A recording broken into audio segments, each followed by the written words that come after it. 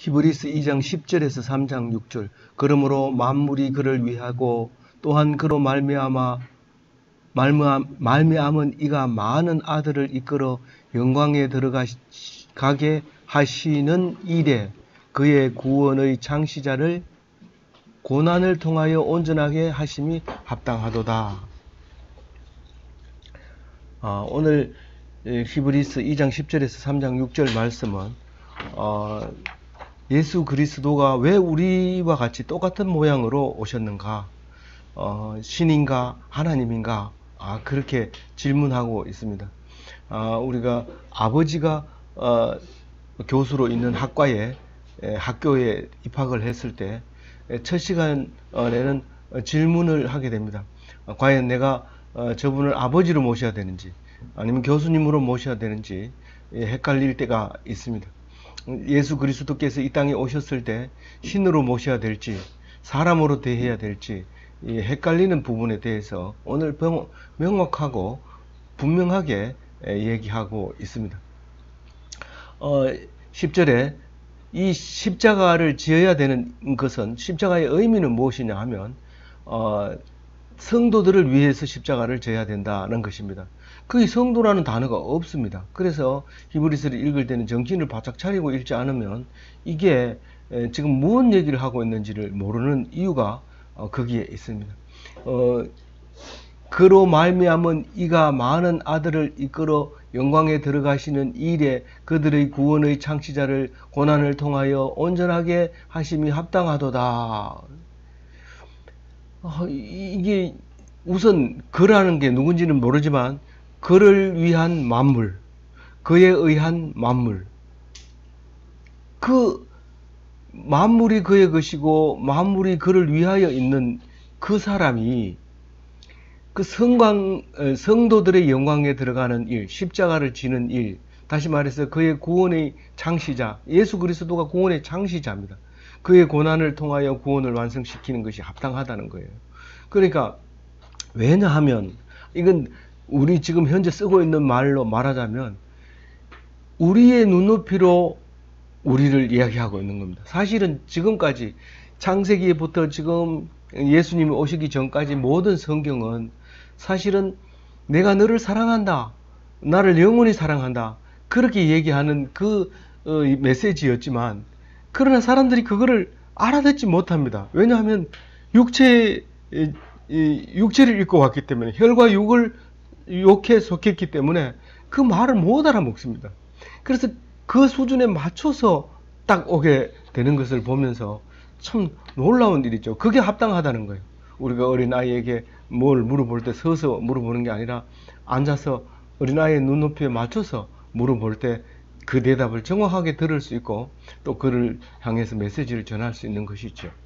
그래서 이 복잡하게 기록을 해놨지만 사실 성도를 위해서 십자가를 져야 한다. 사람으로 왔다. 그리고 그 사람은 그냥 보통 사람이 아니라 하나님이다. 라는 것을 1절에 말하고 있는 것이죠. 여기에서 표현 방법이 많은 아들들을 많은 아들들을 구원시키려고 한다는 뜻이죠. 근데 이게 아들들로 표현되어 있는 게 성도였습니다. 물론 이제 예수님이 돌아가시고 난 뒤부터는 형제 자매라는 말을 사용했지만 그전 어떤 성경도 자매라는 말을 쓰지 않습니다. 여자라는 말을 쓰고 그래서 보면 창세기에도 보면 하나님의 아들들과 사람의 딸들을 이렇게 구분합니다.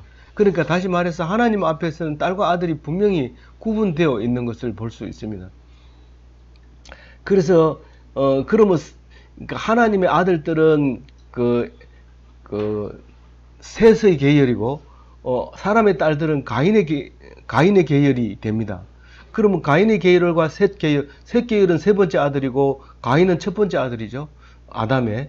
그러니까 이 둘 사이에 갈라지는데 극명하게 한 사람은 딸이고 한 사람은 아들이고 이렇게 되어 있습니다. 그러니까 분명히 하나님의 백성과 하나님의 백성이 아닌 딸과 이렇게 결혼을 하게 되는데 그 딸이 없으면 뭐 아들만 가지고 사느냐? 절대로 못 산다는 거죠. 이 땅에서는.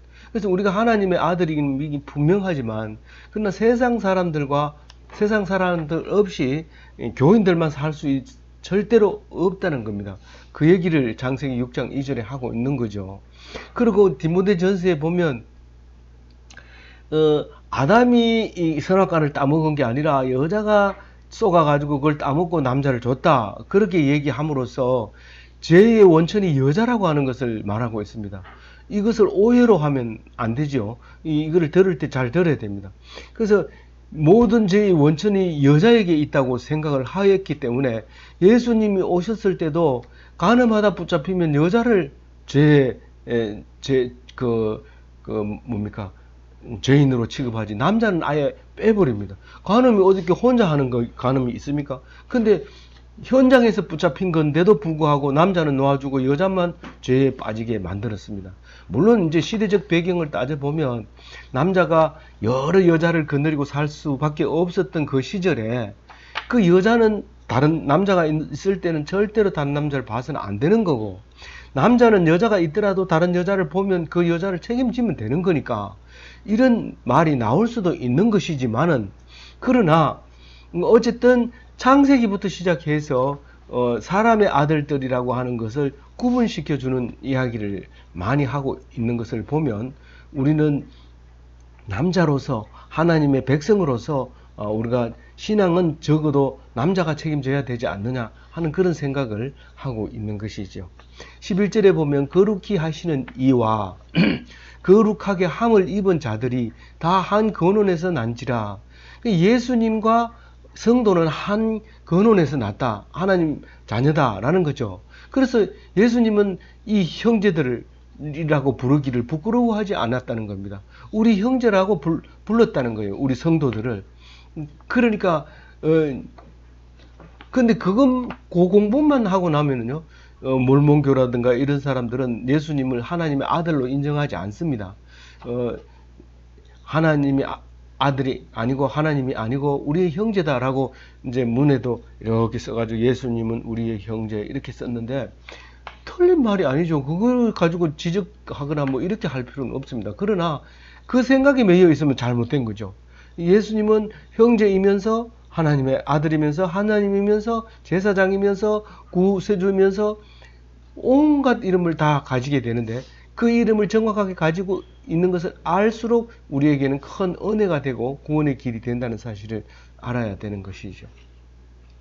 12절을 읽어볼게요. 같이 읽어봅니다. 이르시되 내가 주의 이름을 내 형제에게 선포하고 내가 주를 교회 중에 찬송하리로다. 이 말은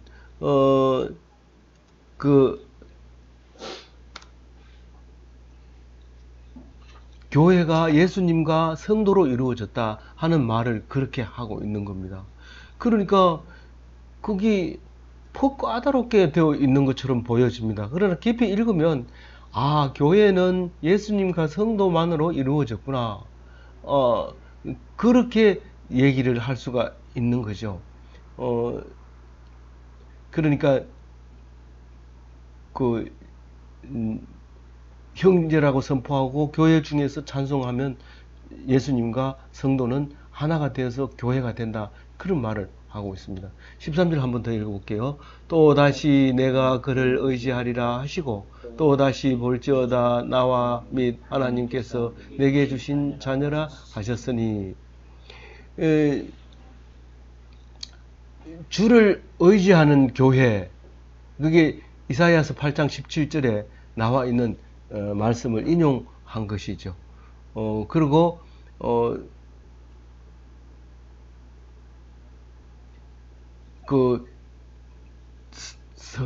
성도, 내게 주신 자녀를, 그러니까 예수님에게 주는 자녀를 성도라고 부르는 것을 이사야서 8장 16절에 같은 이사야서에서 그렇게 13절과 같은 이야기를 하는데요. 그러니까 교회 안에서 예수님과 우리 성도와의 역할은 완전히 다르죠. 예수님은 어떻게 한다고요? 주의 이름을 형제들에게 선포하는 게 12절 말씀이고요.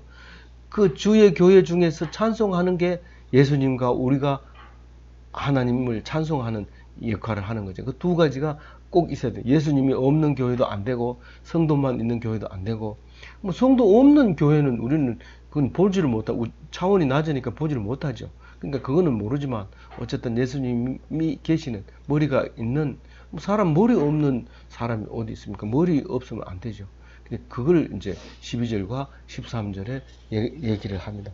근데 우리를 똑같은 형제라고 해놓고 왜 우리 예수님이 우리를 구원해 줄 수 있는 능력이 있는 사람이 되었는가 하는 것을 14절에 말하고 있습니다.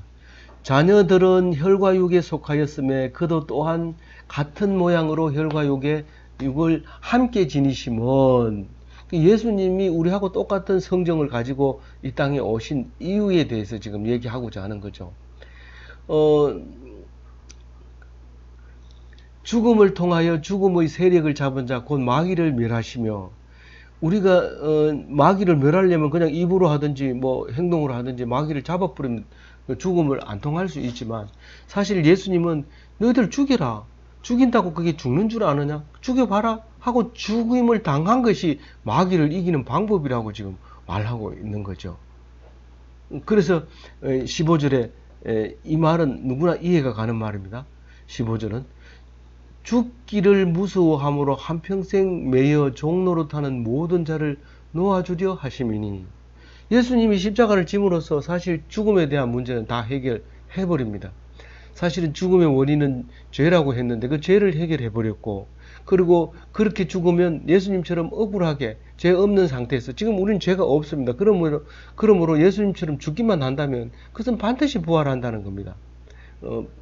예수님이 어떻게 죽었는데요? 피동적으로 남이 죽여서 죽는 거죠. 그렇게 했을 때 반드시 부활한다는 사실을 예수님이 보여주시는 거죠. 그럼 아주 나쁜 짓을 해서 죄를 지어도요, 믿음이죠. 그거를 예수님처럼 그렇게 생각하면 됩니다. 근데 그렇지 않으면 그건 안 되죠. 다시 말해서 예수님이 믿지 않는 사람이 볼 때는 아주 나쁜 사람입니다. 그래서 십자가에 매달려 죽이라고 얘기한 것이죠. 그래서 믿음의 문제지, 이것은 세상 사람이 이 사람은 죽을 죄를 졌다 안 졌다 이렇게 판단하는 것은 그건 사탄 마귀가 그 역할을 주관하고 있는 것이기 때문에 우리는 거기에 대해서 논할 필요는 없는 것입니다. 어쨌거나 예수님처럼 죽으면 다시 살 수 있는, 우리는 무죄한 자가 되었습니다. 예수님으로 인해서. 그래서 다시 살 수 있는 거죠. 그래서 죄의 문제, 죽음의 문제를 해결한 겁니다. 죽음에서 해방된, 그러니까 죽음이 두려웠는데 이제는 죽음이 은혜가 되고 죽음 때문에 기쁨이 생기게 되는 놀라운 현상이 예수 그리스도의 십자가를 통해서 이루어진다는 사실입니다. 참 15절을 보면 자유라는 게 그렇게 무섭구나. 우리가 나다가 죽도록 만들었으면 죽으면 되는 것이지 꼭 그걸 안 죽으려고 발버둥질 치는 모습이 우습기도 하구나, 이렇게 생각이 돼질 때도 있지만, 그건 기본 상식에 충실한 사람들이 그런 얘기를 하는 거지만, 진짜로 그 문제가 해결되는데도 불구하고 믿음이 없이 그냥 웃긴다, 뭐 저렇게 사는 사람도 있다, 참 희한하지, 그러면서 조롱하는 사람이 있는데, 그 사람과 믿음이 있는 사람과는 돈으로 따지면 가치가 엄청납니다. 뭐 비교 자체가 안 되는 거죠. 그런 차이를 가지고 있는 그 믿음, 그 예수님을 오늘 말씀하고 있는 것이죠. 16절 같이 읽어볼게요. 이는 확실히 천사들을 붙들어 주려 하심이 아니요 오직 아브라함의 자손을 붙들어 주려 하심이라. 지금 이 말을 읽으면, 만약에 오늘 처음 이 말을 읽는다면 무슨 말인지 못 알아들을 겁니다. 그런데 앞에 이야기를 읽으면 천사들보다가 예수님을 낮게 만들었다라고 얘기하고, 어제 묵상에서는, 오늘 세 번째 묵상인데요, 어제 묵상에서는 예수님을 잠시 동안 천사보다 못하게 하시고 그렇습니다. 이 천사보다 낮게 만들었다는 것은 하나님의 아들이라고 말하는 것 때문에 천사보다 낫다고 얘기한 거고, 천사보다 잠시 동안 못하게 하시고, 이 말은 죽음이라는 그 문을 통과해야 되는 그 죽음이 있을 때는 천사보다 잠시 못하게 되는 거죠. 그러나 그 죽음을 통과한 뒤에는 천사보다가 훨씬 나은 이름을 가지게 되는 이야기를 지금 했습니다. 근데 오늘 또 천사 이야기를 하면서, 이때는 왜 자꾸 천사 얘기를 하냐면, 천사 숭배 사상이 만연하던 그리스 로마 시대입니다. 제우스 신이 있었고, 무슨 뭐 포세이돈이 있었고 무슨 신들이 그렇게 많았는데 그때 당시에 예수님이 안 왔다면은 진짜로 우리가 어리석은 삶을 살 수밖에 없었을 텐데 예수님이 오셔서 2000년 동안 이렇게 우리를 행복하게 해주는 사실을 참 놀라운 일이죠. 아니면 막 엉뚱한 곳에서 심지어는 그 알지 못하는 신에게 이렇게 해놓고 신을 만들어 놓고 거기다 절하고 막 그렇게 했던 그 예수님이 돌아가시고 30년 뒤에 그런 일들이 그리스 로마에 많이 만연했던 거죠. 근데 이 예수님의 말씀을 딱 이렇게 생각해 보면 그런 것들은 진짜 말도 안 되는 말이죠. 그러나 이 말씀이 우리 수준에 딱 맞춰서 다시 내려와서 천사 얘기를 꺼냅니다. 너희들이 자꾸 천사, 예수님이 죽으면 천사가 되는 줄 알고 그렇게 말하는 사람도 있는가 하면 죽으면은 천사의 시중을 들어야 된다 이렇게 말하는 사람도 있었던 거죠. 그래서 천사의 시중을 듣는 거 아니고 우리가 예수님이 이 땅에 오실 때 너희 천사들을 보고 수종 들으라고 했지 않냐. 그래가지고 수종 드는 것이 천사들이 우위에 있다는 사실을 가르쳐주고 또 오늘도 천사들을 붙들어 주려 하면 이 붙들어 준다는 것은 자기 편을 만들어 준다는 거예요. 자기가 도와준다는 거예요. 그러니까 하나님이 천사를 도와주려고 하는 게 아니라 아브라함의 자손, 그러니까 믿음의 자손을 붙들어 주려고 한다고, 구원해 주려고 한다는 것입니다. 16절 얘기가 지금까지 얘기하고 있는 너 머릿속에 생각하고 있는 것들을 내가 다 알고 있는데 그러면서 예수에 대해서 설명하다가 너희들 머릿속에 있는 걸 딱 끄집어내어 가지고 한 말씀 하고 그 얘기가 이제 16절 말씀인 거죠. 결코 천사에게 복종하거나 그렇게 안 돼 있다. 지금 죽음만큼 많은 지금 현재 천사보다 못하고 잠시 동안 이제 그것만 있는 거지 나머지는 이생에서나 저생에서나 똑같이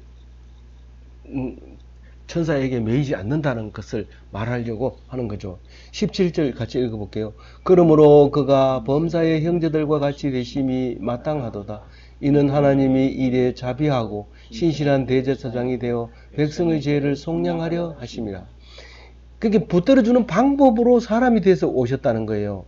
그러니까 천사가 아니라 하나님 믿음의 자손을 위해서 믿음의 자손과 똑같이 예수님이 오셔서 그 믿음을 우리에게 보여주시면서 이런 믿음으로 가면 이런 믿음으로 죽음을 통과하면 너희들은 나처럼 구원 받을 수 있다 하는 것을 보여주려고 했다는 얘기를 하고 있는 것이죠.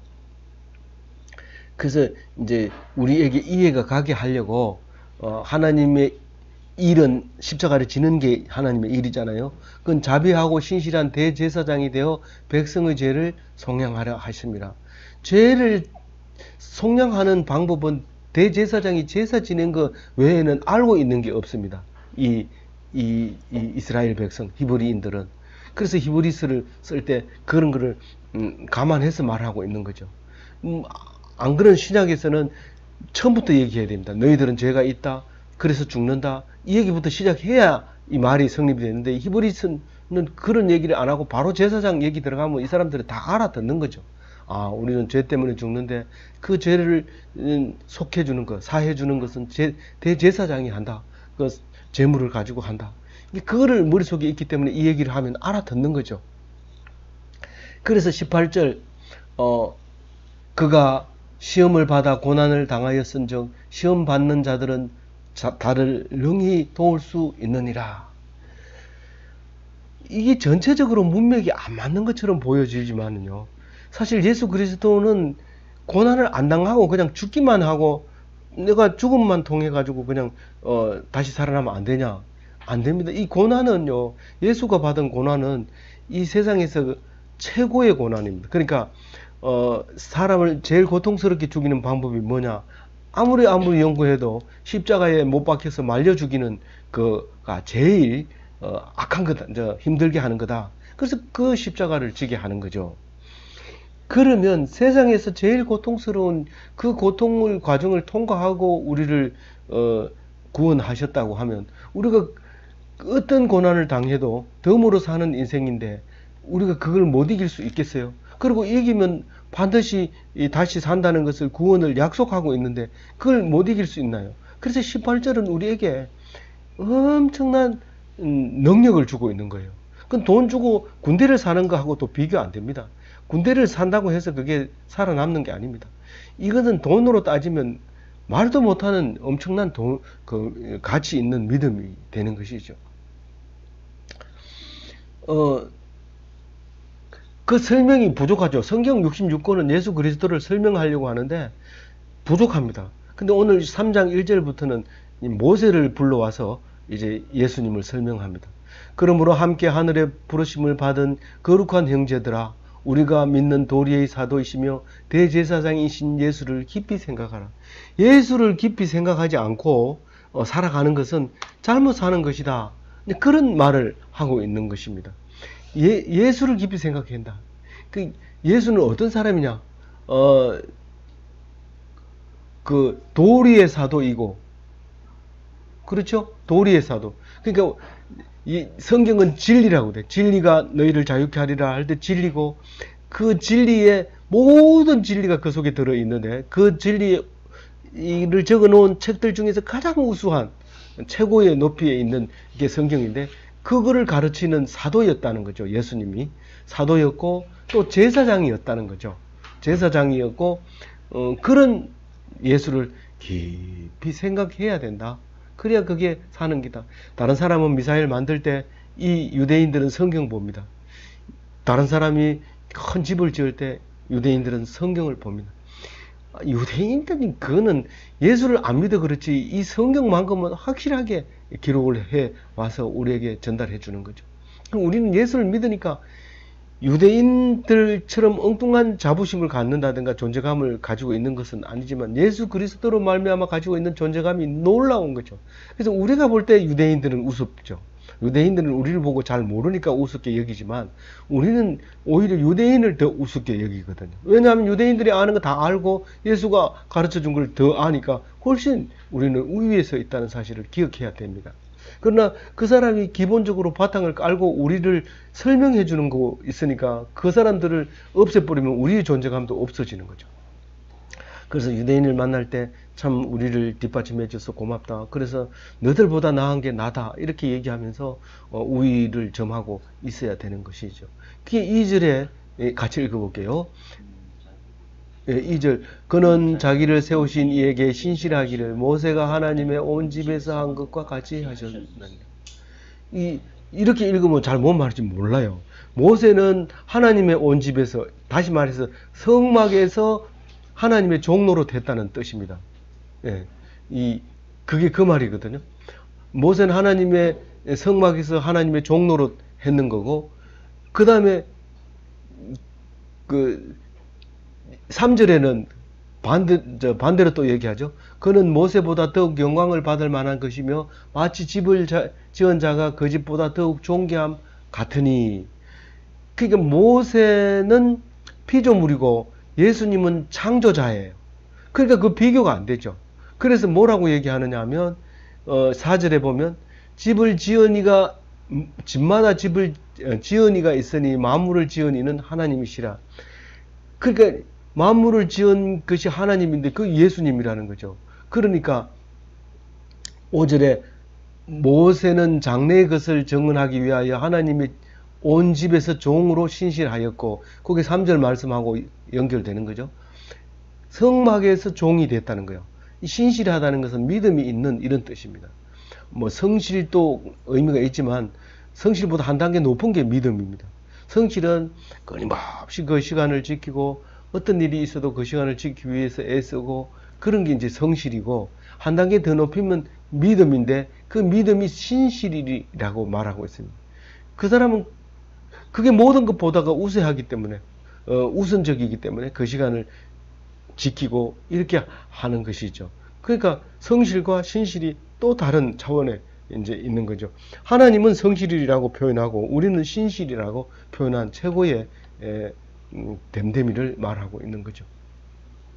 그래서 모세는 예언하기 위해서, 그러니까 성경 말씀을 전하기 위해서 성막의 종이 되었고, 그리스도는 뭐가 됐다고요? 하나님의 집을 맡은 아들로서 그와 같이 했다. 그렇게 얘기합니다. 그러면 하나님의 아들은 모의 아들,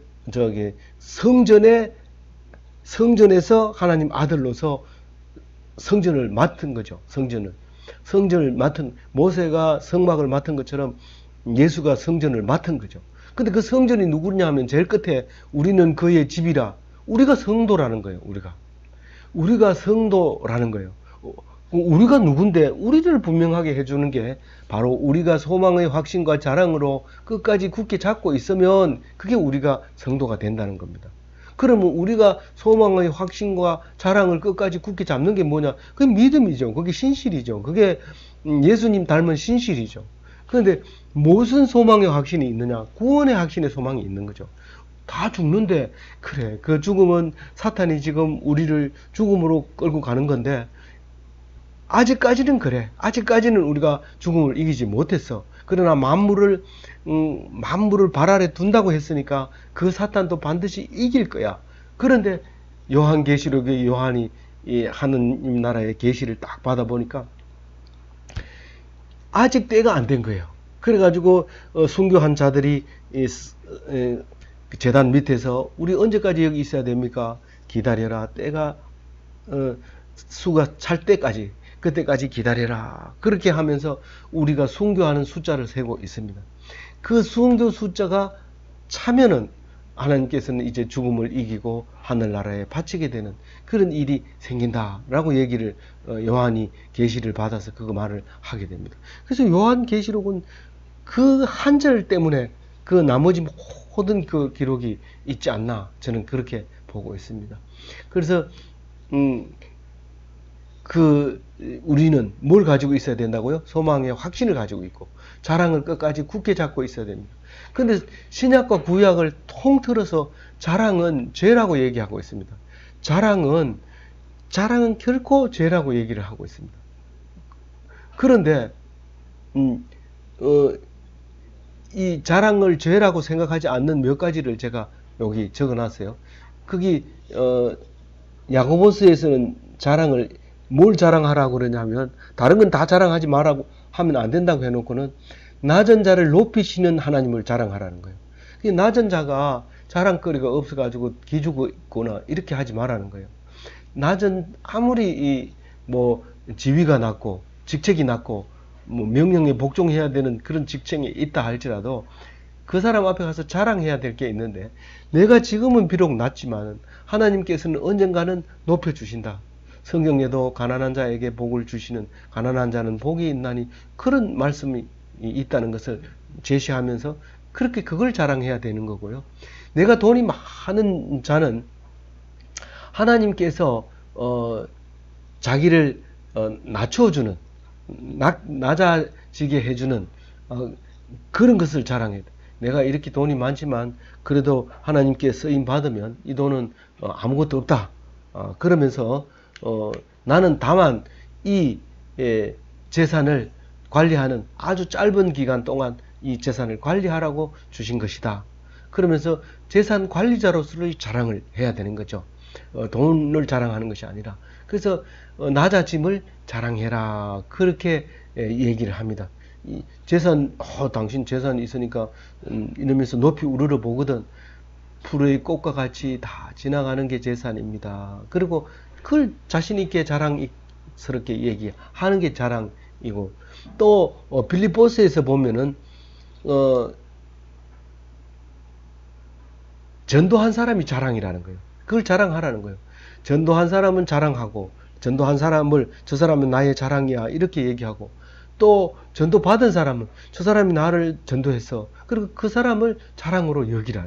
그거는 하라는 거예요. 그 빌립보서 얘기는. 그리고 고린도 후서 얘기는 이제 그 같은 말인데요. 말씀 전하는 것을 얘기하는 거고, 성도가 서로 자랑거리가 되는 거예요. 어디 가서 자랑할 게 없으면, 우리는 어디 가면 누구를 만나서 묵상을 하고, 누구를 만나서 예배 드리고, 누구를 만나서 함께 찬송하고 같이 하고, 그거를 자랑하라는 거예요. 다른 거는 자랑하면 안 된다. 그렇게 얘기를 하고 있습니다. 아무쪼록 오늘 말씀을 가지고 묵상하면서 예수를 깊이 생각해라. 그 말을 마음속에 간직하고 예수는 그냥 우리를 위해서 죽으러 와가지고 죽었으면 됐지 내하고 무슨 상관이 있냐 그렇게 생각하지 말고 정말 깊이 생각하면서 우리가 예수님처럼 살 수 있을까 그래서 그런 생각을 하면서 어떤 어려움을 당할 때 예수님을 생각해서 늘 승리할 수 있는 그런 기독교인이 다 되시기 바랍니다.